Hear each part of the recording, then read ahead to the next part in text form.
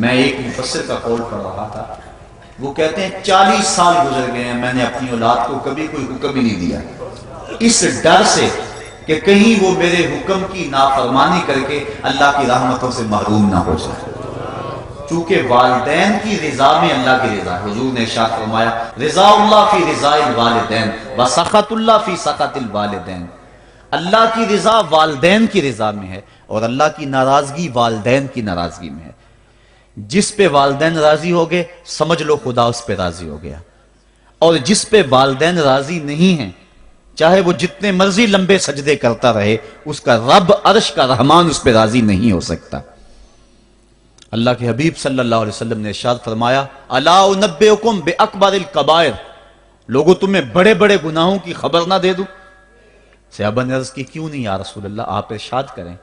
فرمایا الاشراک باللہ وعقوق الوالدین وجلس وکان متقیا قال الا وقول الزور والشہادۃ الزور، حضور فرمایا ایک اللہ کے ساتھ کسی کو شریک ٹھہرانا، اور دوسرا کسی انسان کو قتل کرنا، تیسرا والدین کی نافرمانی کرنا۔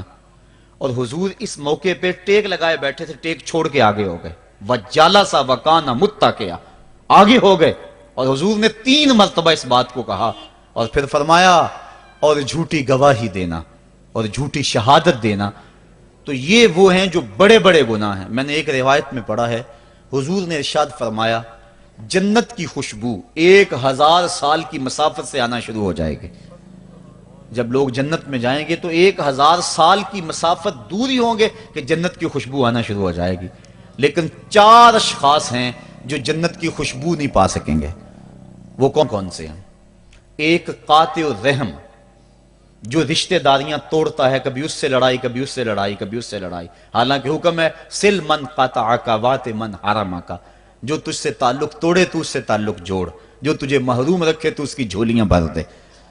تو جو رشتہ داریوں کو توڑتا ہے، مقدس رشتوں کو پامال کرتا ہے، بلکہ والدین کے حوالے سے یہ بات بھی سن لیں، بعض اوقات والدہ اپنی بہن سے ناراض ہو جاتی ہے، باپ اپنے بھائیوں سے ناراض ہو جاتا ہے، تو اولاد کو کہتا ہے کہ نہ ملنا، اپنے جو ہے وہ چچا تائے سے نہ ملنا، ماں کہتی ہے اپنی خالہ سے نہ ملنا، تو اب کیا حکم ہے، ملیں کہ نہ ملیں؟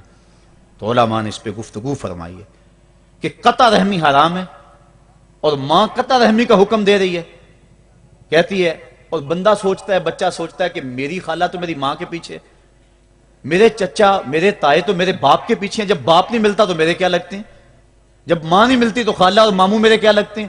تو وہ ماں کے پیچھے اور باپ کے پیچھے لگ کر ان عظیم رشتوں کو چھوڑ دیتا ہے، جبکہ لا طاعت المخلوق فی معصیت الخالق، خالق کی معصیت میں مخلوق کی اطاعت نہیں ہوگی۔ تو جو یہ چیزیں ہیں قطع رحمی نہیں کی جائے گی۔ علماء نے یہاں طریقہ یہ بیان کیا ہے کہ والدین سے چوری ملے تاکہ ان کا بھی دل نہ دکھے لیکن ان سے تعلق نہ توڑے، چونکہ قطع رحمی کے زمرے میں نہ آئے۔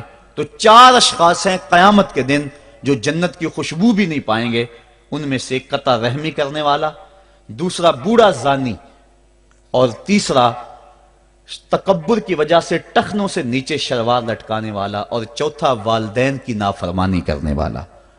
حضور فرمایا یہ 4 اشخاص ایسے ہیں کہ جو جنت کی خوشبو بھی نہیں پائیں گے۔